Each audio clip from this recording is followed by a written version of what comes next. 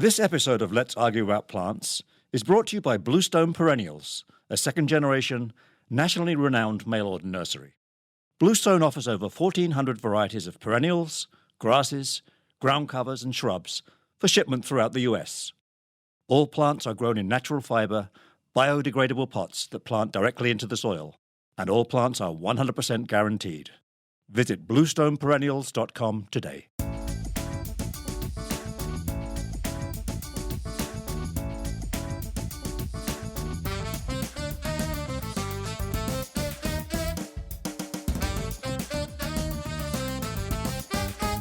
Hello and welcome to another episode of Let's Argue About Plants, where the arguments are mild, but the plants are amazing.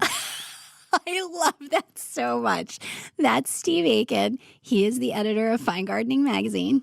And that's Danielle Sherry, who wasn't supposed to like that, but I guess we're going to use it now. I love it. I think She's it's a senior great. editor. I am. And today is actually, I'm more excited about this topic than I've been about a lot of our most recent topics for the podcast. Oh, what was wrong with those topics? I know. I'm setting up the expectation. I thought they were good.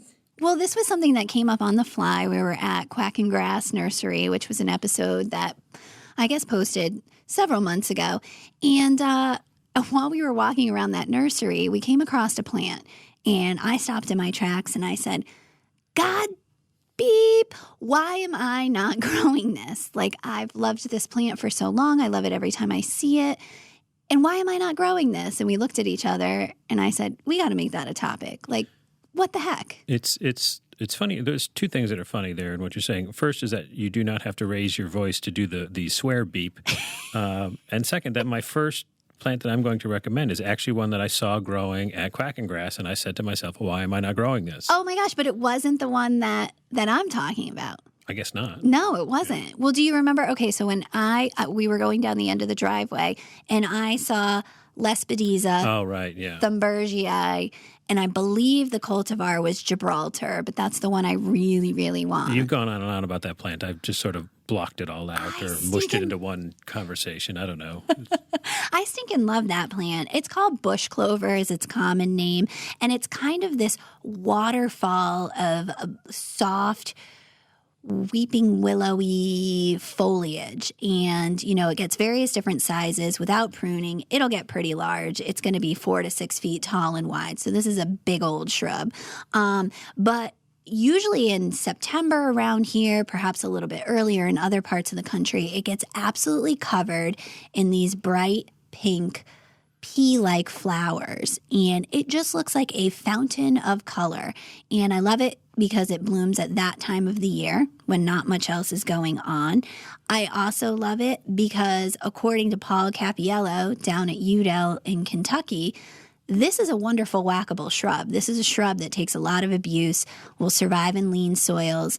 And, you know, I've got mainly a shrub-based garden going on. And this is one flowering shrub that I don't have.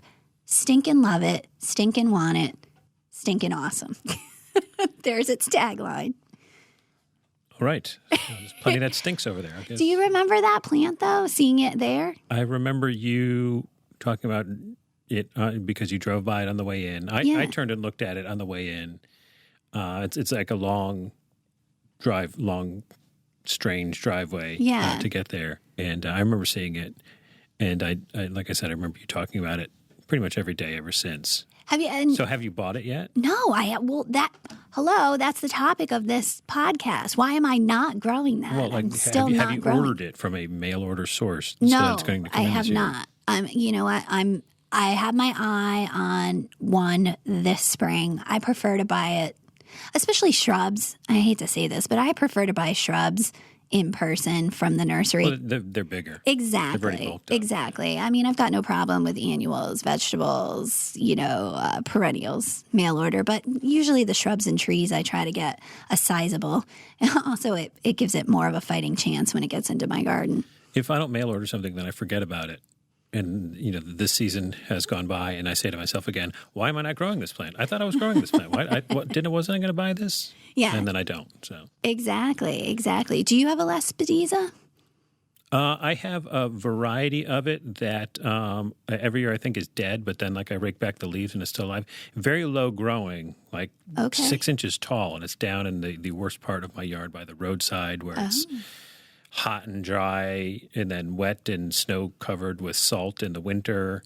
It's just a cruddy area. And I was just down there last year and it was still growing, surprisingly. It's got that beautiful pea-shaped foliage. It's great. It's a really, it's an attractive foliage plant, but when it bursts into bloom, like late summer, early fall, it's incredible. I don't think this thing ever blooms because it's barely hanging on. Right. It's still there. And Well, and it's a pollinator magnet, so you got to love that too. You're feeding the pollinators before the season taps off. So the plant at Quackengrass that I saw Okay. that made me say, like, why am I not growing this? It's one of those plants that I've seen over the years and said, oh, those are great, and then, forget about them. But then, I've seen it in person a few times. But when we saw him at Quackengrass, it really hit me that I should be growing this plant, and I cannot think of a reason why I'm not growing it. And usually for me, I have to say, why am I not growing this plant at least 5 times before I say, well, that's it.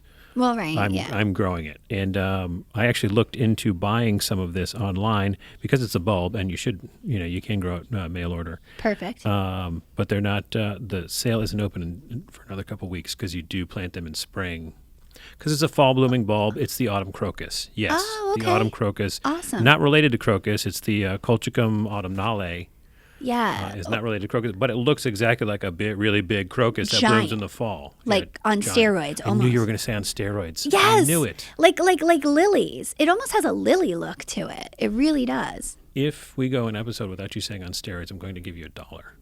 Should I go on steroids? No, that's not what I'm saying. That's not at all what I'm saying. Are you trying to pay me so I can buy my own steroids and stop no, talking about steroids? I just want you to stop saying on steroids. When something's big, and you say it's on steroids. Okay. You're normalizing Steroids? that behavior and making it okay, and I don't think that's right. How about I'll stop saying steroids when you stop being so judgy on these things? Oh, that's where all the fun comes in. Anyway, we're talking about autumn crocus, which is not a crocus, which is Colchicum autumnale, giant, not on steroids, crocus, blooms in the fall, comes in shades of white and pink and purple and all of the hues in between. There's cultivars out there. Zones 4 to 8. You plant it in the spring. The foliage comes up. It's like thick or wide-bladed foliage. It pops up in spring. Then by summer, it's gone, and you forget about it. And then come late August, September, you get a surprise. Boom, massive flowers all over the place with these things, and you didn't have to do anything for them. I can't say that I've even ever noticed the foliage.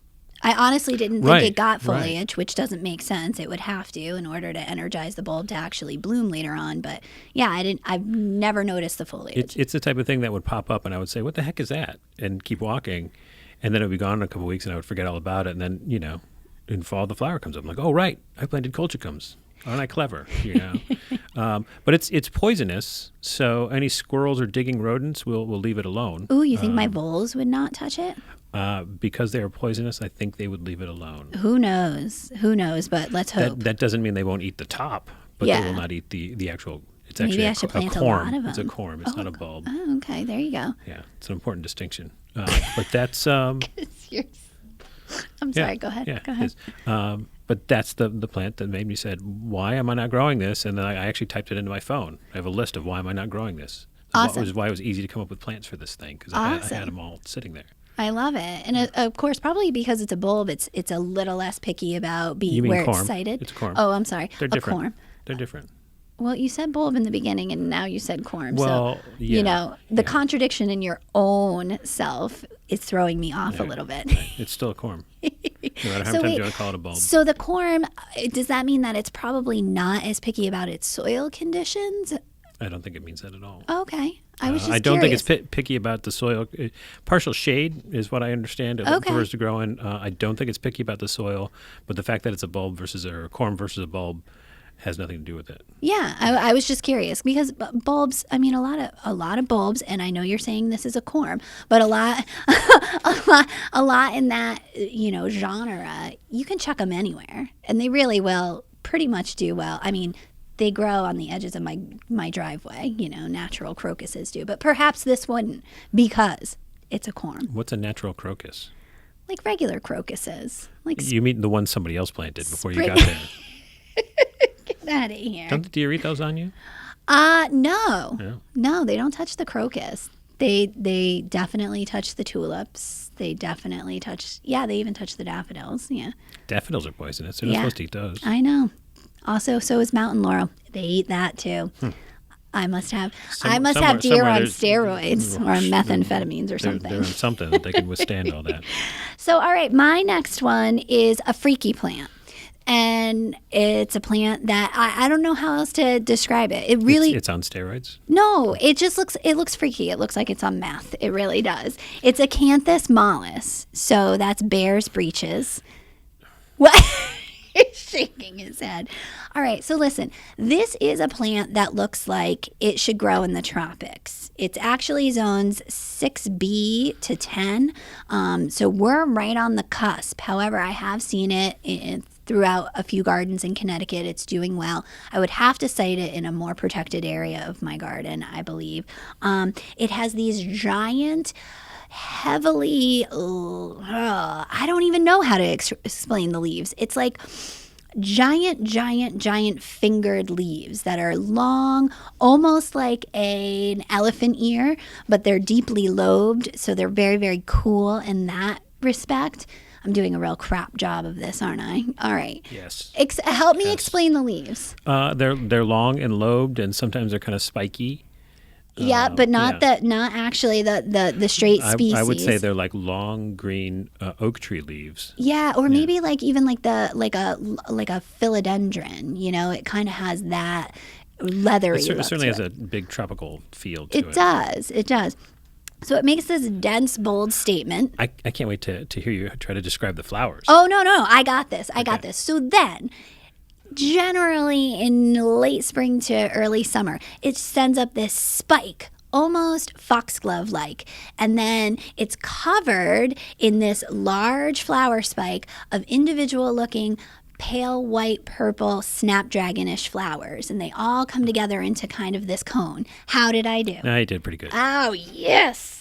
Can we get that on report? Like, we need to record that and keep playing it over and over. They're huge and extremely dramatic. Huge and dramatic. I would say that the flowers are even really coolly textured.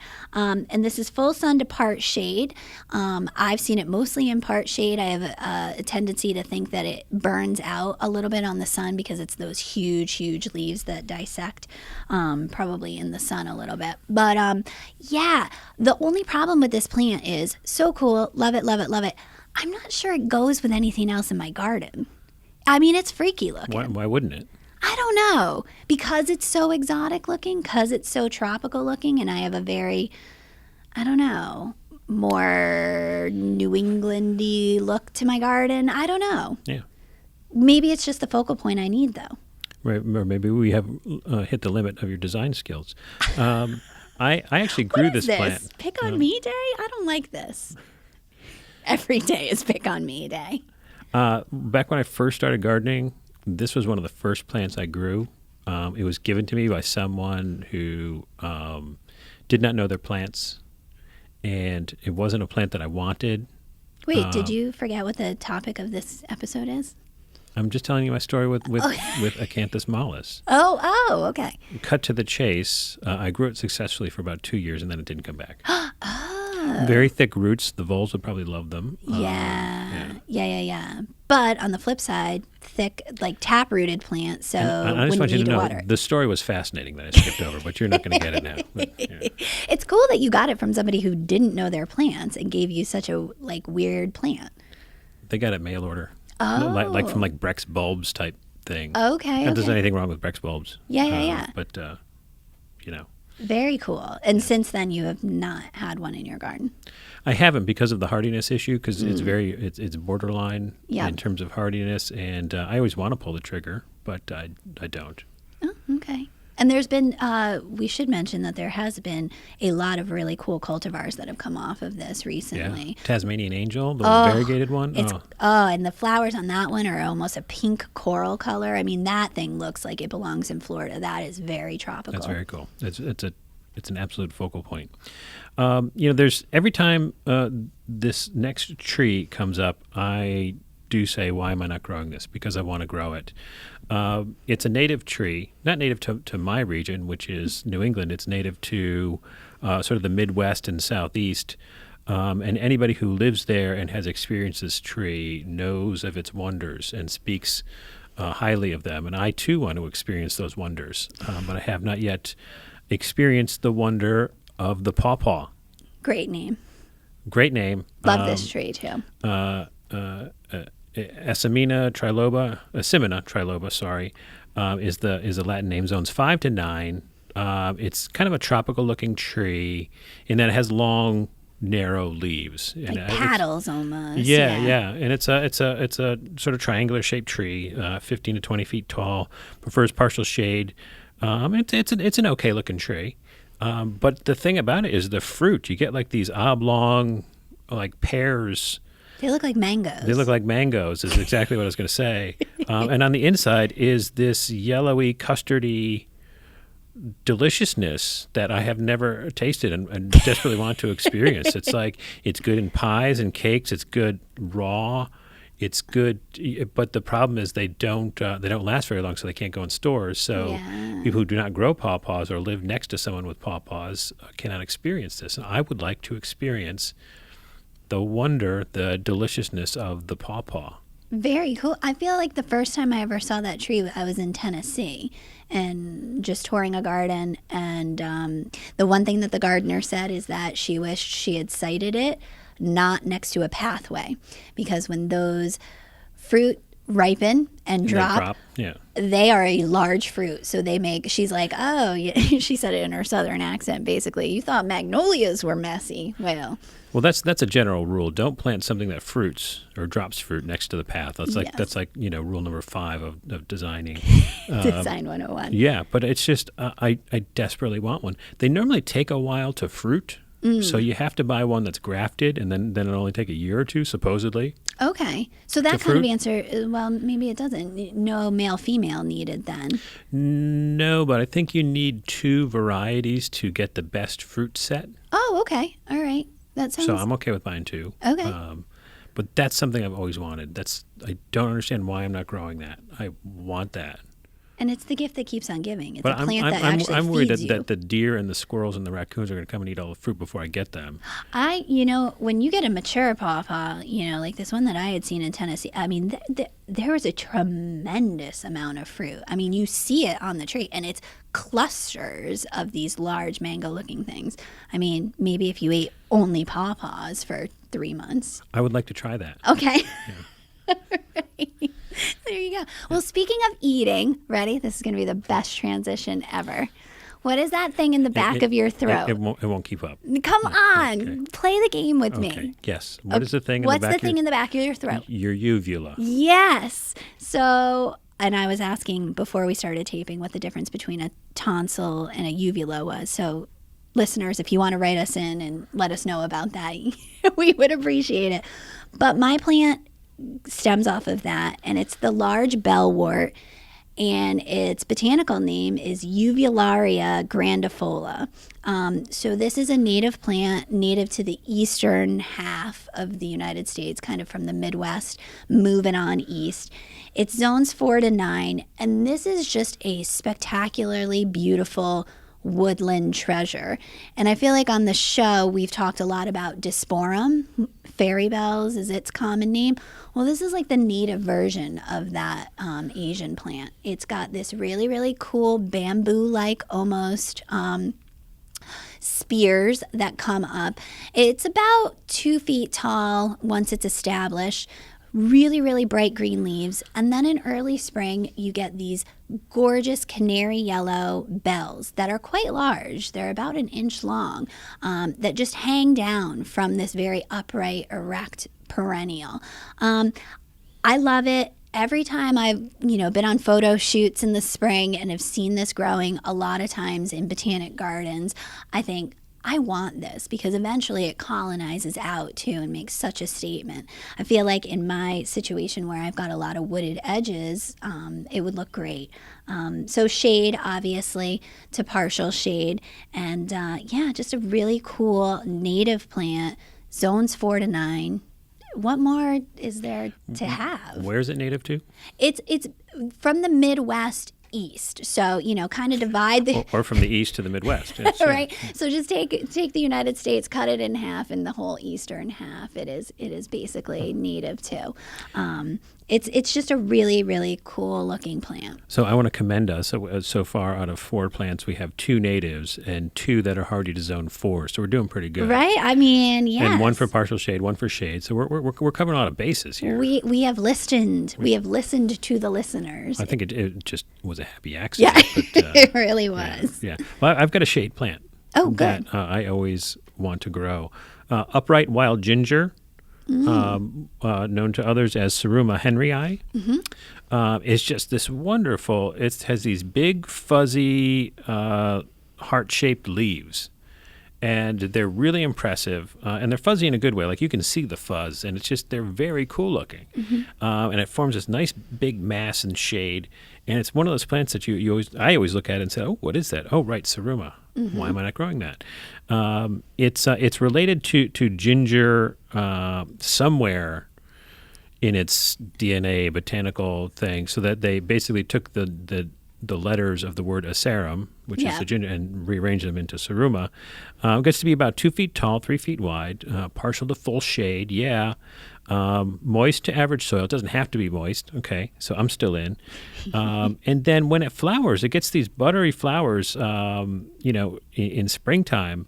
Buttery yellow flowers that are probably a little bit less than an inch tall, but they're above the leaves, unlike the other gingers where they have these pretty cool looking flowers, but they're underneath the foliage, like right at ground level. You can never see them. But this is one, whenever I see it, I'm really impressed by it.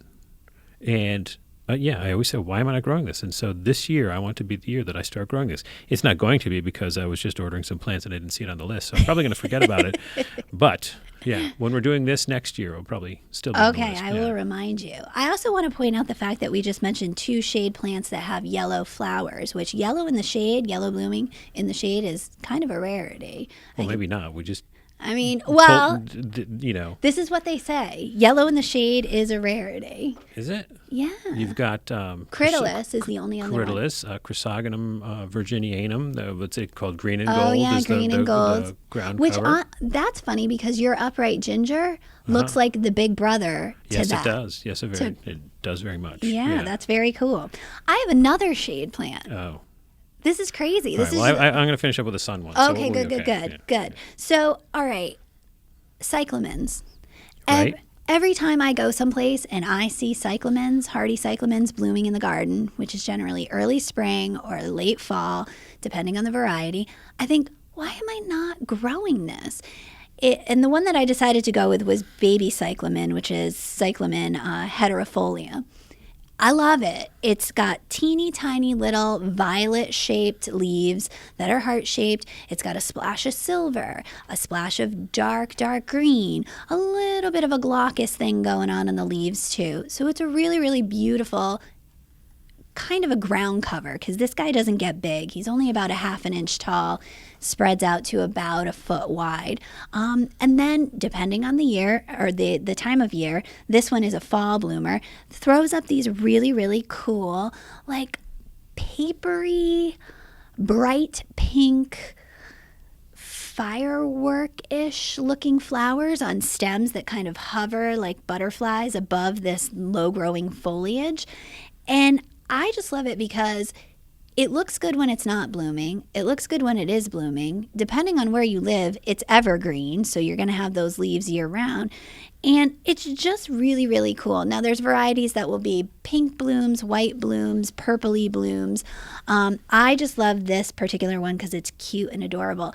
And it's dry shade. Dry shade. So where have you seen these growing? So we actually saw some when we went down to Udell, and we had the Fine Gardening Seminar Series. Okay. Let's see. So that would be Kentucky. Yep. That would be Kentucky. Where else? I have seen them out in the Northwest. Okay. I have seen one in a pocket courtyard garden in Chicago. Okay, that doesn't suit my argument, but okay. So, and this particular one, the heterofolium, the baby cyclamen, is zones 5 to 9. So the point I was going to make before you mentioned Chicago is that we normally see these plants in areas where they don't get snow. And so that's one reason why, I don't know how true that is, but the time that these things bloom, I'm thinking to myself, well, it's going to be covered under snow. Not this year. I know. Case in point, not this year, not last year. Maybe with global warming, this is a gotta have it plant for you. So I was in Ireland in October.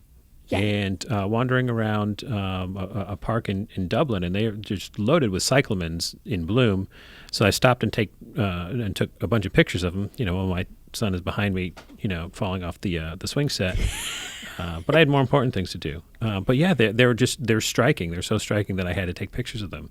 You listeners will see a picture of them with this because I had to send you a picture. Yes. Of the cyclamen that I saw in Ireland. So that's. Irish cyclamen you'll be seeing. Irish cyclamen, yeah, that's a new variety. Irish cyclamen. But I love the foliage on it. Love the but don't they foliage. go dormant? Some of them do go dormant. It depends on what zone you're in. But yeah, it's a very cool plant that naturalizes really well, and I think your photo illustrates that really nicely. There's like a rocky outcropping as well. Well, I have that photo. You chose the one that probably doesn't have that. No. Okay, anyway. I did. But there's also you can buy these things in like the grocery store. Okay, but we got to make a distinction here. Those aren't the right ones, right? Those are not. You cannot then plant those out. So yeah, they have lived their entire lives in a greenhouse. They're like test tube. Exactly. cyclamens. And they're a little bit beefier. It's got a larger, you usually see them at Christmas time. And then I think again in Easter, it's got, larger leaves, larger flowers. But it's a lot like the hydrangeas that you see at Easter. We call them florist hydrangeas because, they've lived their entire lives. And if you planted that in the ground and expected it to come back the next year, maybe. It's like the wild animal his entire time in the zoo, and then you release it into the forest, and it's like, what is going on? Who's delivering me my food? Where's my cookie? Where are all these other animals coming from? Where's my cave? Exactly. How come nobody's looking at me? I need some attention. That's what those cyclamens are like. Oh my God. Yeah. That was good. That was good. All right, we're going to end on a sunny note because we went into the shade for quite a while here. So the last plant I'm going to recommend is not a plant that I was going to recommend. In fact, I had not even heard of it until I was researching one plant, and I found this other one. I'm like, what is that? This is so much better than what I was. Why am I not growing this plant? Why have I never heard of this thing? What is happening here? I need this right now. And I even clicked on the order now button, but it was a wholesale thing, and I would have to order 100. And, while tempting, I still can't do it. But are you familiar with Winecraft Black smoke bush? Well, yes, I am, Steve, because we featured it in our new plants section of the magazine 2 years ago. Oh, well, yeah, that's how much I pay attention to that stuff. Amazing. Yeah, really Amazing. incredible plant. So it's a smoke bush with those round leaves, but they are about as purple as royal burgundy, if not more purple. I think more so. And so the cool thing is they start out purple, like the new foliage is purple, and then instead of fading as so many other things do, it gets more intense. Yeah. Why am I not growing this plant? And then it only gets 4 to 6 feet tall. Oh yeah, it's a baby. And so I can fit that in. I know exactly where this thing should go. And this one supposedly puts on a better bloom set, too, which smoke bushes aren't known for their bloom. I mean, they are named after the bloom, but this one apparently has larger bloom, so that poof of smoke is just incredible. And then orange fall color. Yep. Like the transition from purple to orange is going to be awesome. Spectacular, Yeah. Full sun, zones 4 to 8. Its actual cultivar name is NCCO1. Oh, geez. Which means it comes from North Carolina, and it's probably CO Catinus 1. It was the first one. Yeah. But this is an amazing plant. I need to buy it. Why haven't you given me one yet, Danielle? I am so sorry. When I feature a new plant in the new plant section, they don't necessarily send me them gratis. So let this be a lesson to us. Just a very, very cool plant. Very cool. It's rare that I see a plant and know exactly where it should go in my garden. I have the exact opposite problem where I bring things home and have no idea where they're going to go, and they sort of languish, and my whole garden is just holding beds where things are just planted temporarily, right, yeah. and it looks like wonderful. It looks wonderful. The but thing this that one I know really exactly where it's gonna captivates me about that, though, and I've always been, shrub-based design for the most part. I don't have a smoke bush, and the thing that always gets me is that I feel like they have a gangly appearance because, a lot of the species or a lot of the cultivar, that came out originally, you got to prune them back to get them into a nice rounded or at least a more condensed compact shape. And that's really what I'm looking for, and this one has a condensed compact habit, especially from the photos that you see of it growing on 5, 6, 7 years. It looks incredible. There is no easier shrub to prune than a Echinacea. I know. It's a wonderful whackable. It has these really big buds on it that are basically saying, Danielle, prune here. Whack me out. Yeah, whack it down to here, yeah. The problem, though, is then when it's dormant and it has no leaves on it, it looks bizarre because you pruned it back so many times. It's like this weird, gnarly ball fist. of weirdness, and it's kind of gross. But then it puts out new foliage and. But we have already established that you are the world's laziest gardener. I am the world's second laziest gardener, and you really do have to do that almost every year. Oh, but it's so easy. It's so easy that even I do it. You just walk out. The problem you get it gets like little gooey sap. It's the milk. Yeah, that's not cool. Yeah. And apparently you can do damage if you do it too. Like your timing is a little weird. That it will continue to bleed and can kind of. Never had that problem. I kind of take care of it at any time. And what you cut off is nice and long and blendable. I've made wattle fencing out of it. I'm excited. I really want to do wattle fencing this year. So I have to plant this plant. I layered my Cotinus grace a couple years ago. Yeah. Well, actually, like many years ago, and never dug it up. So now I have this massive secondary shrub that I swear I'm going to dig up this year. And it's too big for any place. It wouldn't fit in my Winecraft Black smoke bush place. So it's probably going to need a home. Okay. I volunteer. Pick me. Oh, no. I was going to see if you knew anybody who would, maybe one of your friends would like it. Jerk. And now, because everything sounds better with a British accent, here's Peter to tell us why we aren't growing that plant. Why aren't you growing that plant? I can think of several reasons, some of them quite good. First, you aren't growing that plant because it gets too big. If you ignore the ultimate size of a plant and try to fit it into a space that is too small for it, you're setting yourself up for years of the plant smothering its neighbours, getting in your way, and begging to be pruned. You also aren't growing that plant because it's the wrong colour. This doesn't mean that it's not beautiful, but adding its hue to your existing plant palette would look hideous. Of course, you could always start a new area where the colour would work. But until that time, that plant should remain in the nursery.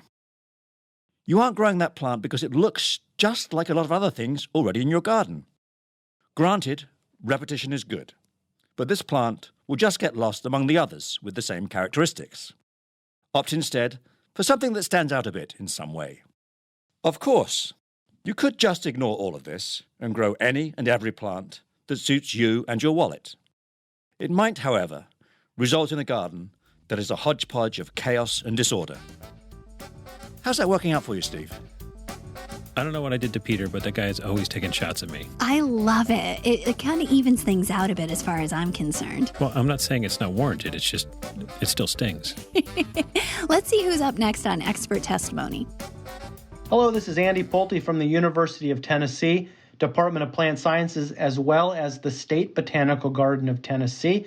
And I'm excited today to talk to you about a few plants that maybe I've looked at from afar, maybe that I've been interested in, but have not yet added them to my own home landscape. And I really think for some of these plants, this is the year that I add them to my own home landscape. Now, when I was given this topic, one of the first things that I thought about were just persimmons in general. Now, we have a native persimmon, Diospyros virginiana, which is a great plant. It's native from huge parts of the U.S., Connecticut to Kansas, south to Florida, over to Texas. You're going to find native persimmons in our woods. Now, I don't see them a lot in the home landscape, and there's probably a good reason for that. They're not widely available. They put on a fruit that skunks love to eat, and they really just have not been embraced by the home gardener. There's a cultivar of our native persimmon that is great called Magic Fountain, which is a weeping one.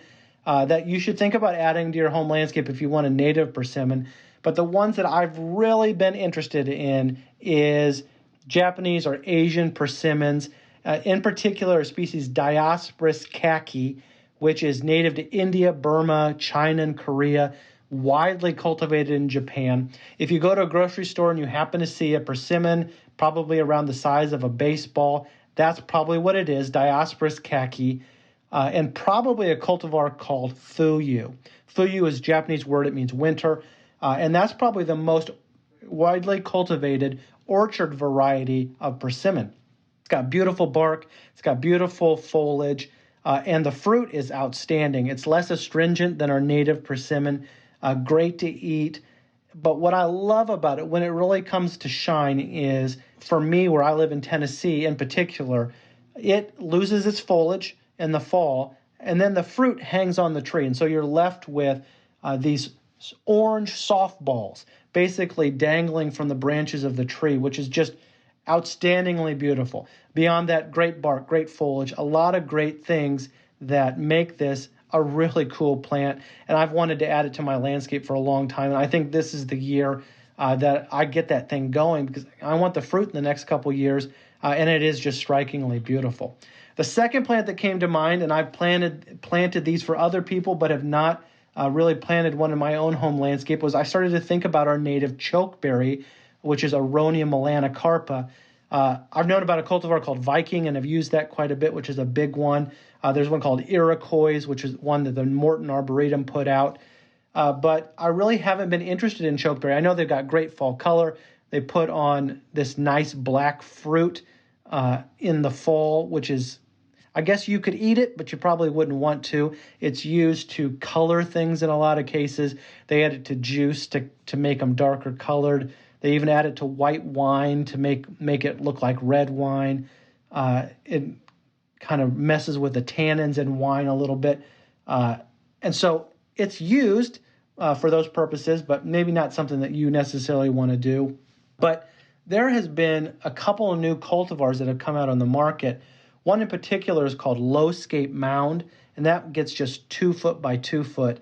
And the next one is called Groundhog, which is a really cool one, and it gets just 14 inches high and spreads out about 3 foot wide. Now that's the perfect size for my home landscape. Now our native Aronia, it can get quite large, 6 by 6, maybe would be an average size for that. It's too big for my home landscape. If I had a big naturalized setting in my landscape, yes, I would be using that. I've wanted the fall color, kind of the native shrub of Aronia in my landscape, but without these smaller cultivars, I just have not had the place. And so I'm adding this to my landscape. Great fall color, a lot of interest throughout the year. Will really pack into an area when you're planting these things in mass, and can be quite nice. The last thing, I have been a ginkgo fan, a lover of the tree Ginkgo biloba for as long as I can remember, but I don't have any in my home landscape. And there's a reason, because, really for years and years on the market, you could buy just the standard tree ginkgo. Sometimes they were just seed grown. Then we got to the point where we were just seeing just male cultivars, so you didn't have ginkgo fruit necessarily in your home landscape if you didn't want it. But I think because of the rise of mail order nurseries, the availability of smaller cultivars and really nice cultivars of ginkgos has really just gone through the roof in the last couple of years. A lot of great nurseries that you can buy ginkgos from mail order, some unique cultivars that are quite different from each other. And I'm on the lookout for those this year. I was struck this year. I visited the Chicago Botanic Garden this year, and in their parking lot, they've got this cultivar called Spring Grove. And Spring Grove is one that gets about 6 by 6, and it really was striking in the parking lot. I could imagine that its fall color of the bright gold, some of the brightest gold fall color of any deciduous tree is on ginkgo, and I would just love to have that in my home landscape. That's a great size for me in my home landscape. Another popular one is called American. It's probably a little bit bigger than Spring Grove, and it's now widely available. You can find that a lot easier. I'm also thinking about columnar ginkgos, fastigious ones that stay very nice and narrow. There's one called Columnade, one called Goldspire. My favorite is called Grindstone. Maybe you'll see it listed as Grindstone Lake. Princeton Sentry. These are all columnar forms of ginkgo that I'm looking to add to my landscape, at least one of those this year. I'm looking for one called Sari, S-A-R-I. This one gets just 3x3 in 10 years. It's more of a collector's plant, and I love collecting unique plants, and that's one that I've seen but really have not been able to bring into my home landscape. And then there's a whole world of variegated ginkgos, and there's more and more available. Probably the one that I'll first add to my landscape as kind of my starter variegated ginkgo is majestic butterflies. We've got that at the State Botanical Garden in Tennessee where I work at, and it's so striking. The variegation on that thick kind of fanned out ginkgo leaf, quite beautiful. And so that's ginkgo. I'm thinking about those and which ones I can specifically add to my home landscape, especially some of these collector ginkgos, ones that I know my neighbors don't have. And so I'm excited about that this year. I hope that you've enjoyed hearing a few of these plants that I'm excited about. I wish you happy gardening and a great rest of your day. It shocks me that the experts in this field actually have plants that they're not growing, and they think to themselves, why am I not growing that? Because I think that the experts in horticulture, they just have every plant that they ever wanted. If only that were so. Right? If only that was so for us, too.